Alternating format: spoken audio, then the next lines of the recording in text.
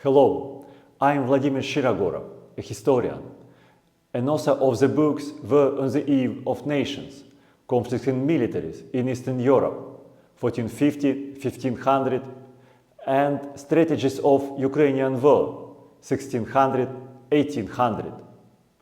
Ivan the Terrible was a great Russian ruler, naturally gifted and highly educated. Disturbances of his youth taught him to discern his enemies and act against them decisively.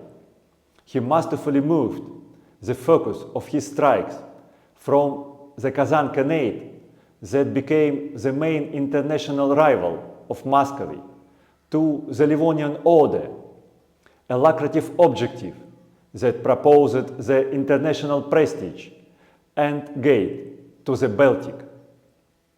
After conquering the Kazan Khanate and a half of the Livonian Order, Ivan the Terrible moved his attention against the Russian native aristocracy, his rivals over the absolute power. At the same time, he suppressed the Russian nobility, composed his army.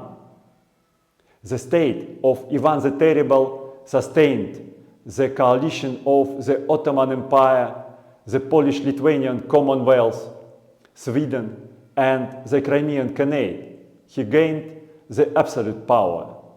However, Ivan the Terrible missed how on the outskirts of Russia the new social military group of the Soviet Cossacks emerged. He considered them being his mercenaries to counter the Crimean raiding. However, the Soviet Cossacks mastered the fashionable firearms and designed to take over the Russian state. After the death of Ivan the Terrible, they rebelled, advanced the impostors who claimed themselves being the heirs of Ivan the Terrible. They advanced on Moscow, and only the miracle saved Russia from the total collapse in the time of trouble.